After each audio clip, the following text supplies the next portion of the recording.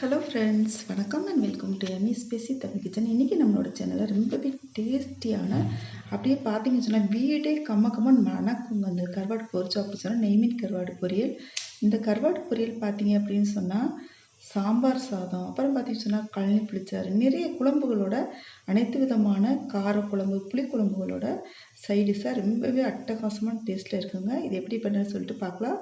வாங்க வீடியோக்குள்ளே போகலாம். இது வரைக்கும் நம்ம சேனலை நீங்கள் சப்ஸ்கிரைப் பண்ணலைன்னா சப்ஸ்கிரைப் பண்ணிக்கோங்க, பெல் ஐக்கானை கிளிக் பண்ணிக்கோங்க.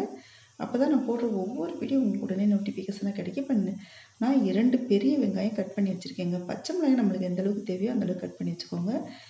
3 பெரிய கருவாட்டு துண்டங்கள் எடுத்திருக்கேன். நெய்மீன் கருவாடுங்க. இது பொரிச்சிட்டு இருக்கும்போது மாவாக கரைஞ்சிடும், அதனால் பார்த்து கவனமாக பொரியணுங்க. இந்த கருவாடு நம்ம கழுவிட்டு நம்ம கட் பண்ணி வச்சுக்கலாம். இது மாதிரி இந்த பச்சை மிளகாய் உங்களுக்கு வதங்கின பின்னாடி காரமே இருக்காதுங்க. ஆனால் உங்களுக்கு காரம் கம்மியாக தேவைப்படும் அப்படின்னு சொன்னால் நீங்கள் இன்னும் கொஞ்சம் கம்மியாக சேர்த்துங்க. இப்போ ஒரு பாத்திரத்தை அடுப்பில் வச்சுட்டு தேவையான அளவுக்கு பொரிக்கிறதுக்கு எண்ணெய் சேர்த்துருக்கேங்க. நான் என்ன செஞ்சுருக்கேன் அப்படி சொன்னால் 2 மிளகாய் வத்தல் கிள்ளி வச்சுருக்கேன். இது இந்த கருவாடு கரையும் இல்லையா, அதோடு சேர்த்துட்டு ரொம்பவே டேஸ்டியாக இருக்கும். இப்போ இந்த கருவாடு துண்டுங்களை காய்ந்த எண்ணெயில் நம்ம சேர்த்துக்கலாம். நம்ம இந்த கருவாடு பொரிக்கும் போது பார்த்தீங்கன்னு சொன்னால் உடஞ்சிருங்க, அப்படியே மாவாக அப்படியே உடஞ்சிரும். அதனால் நம்ம லைட்டாக பரட்டி விட்டுக்கலாம். லைட்டாக பரட்டி விட்டோம்னா முழுசாகவே இருக்குங்க, கரையாமல் இருக்கும். லைட்டாக நம்ம பரட்டி விட்டுக்கலாம்.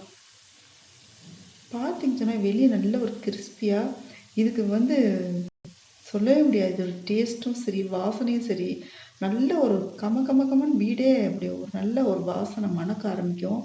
சாப்பிடாதவங்களையும் இதோட வாசனை இழுத்து கொண்டு வந்துடுங்க. உடனே சாப்பிடணும் போல் இருக்கும். பாருங்கள், நல்லா இது லைட்டாக வெளியில் பொன்னிறமாக பொரியணுங்க. ரொம்ப அதிகமாகவும் பொரிஞ்சிடக்கூடாது. லைட்டாக கோல்டன் கலர் அளவுக்கு வர அளவுக்கு தான் இருக்கணும். ரொம்ப அதிக நேரம் பொரிஞ்சிடக்கூடாது. இந்த மாதிரி வந்த பின்னாடி பாருங்கள், அப்போவே ஒரு சில கருவாடு உடஞ்சிருச்சு. நம்ம எடுத்து ஒரு பாத்திரத்தில் வச்சுட்டு இப்போ வெங்காயத்தை சேர்த்துக்கலாம் அதே எண்ணெயில். இப்போவே இந்த கருவாடு பொரிச்சது பின்னாடி அந்த எண்ணெயில் வெங்காயம் சேர்த்துட்டு வதக்கணுன்னா அந்த கருவாடோட ஃப்ளேவர் எல்லாமே அந்த வெங்காயம், பச்சை மிளகாய் வத்தல் இது எல்லாத்துலேயுமே இறங்கிட்டு அது சாப்பிட்றதுக்கே ரொம்ப நல்லா இருக்குங்க. ஒயிட் ரைஸோட இது போட்டு பிரட்டி சாப்பிட்டோம் அப்படின்னு சொன்னால் சைடிஷ் குழம்பு எதுவுமே தேவையில்லை, அவ்வளோ நல்லாயிருக்கும்.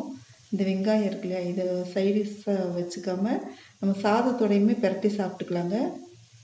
நம்ம சாம்பார், காரக்குழம்பு, புளிக்குழம்பு, அப்புறம் கழனி புளிச்சாறு இதோட நம்ம சைடிஷாகவும் வச்சுக்கலாம்.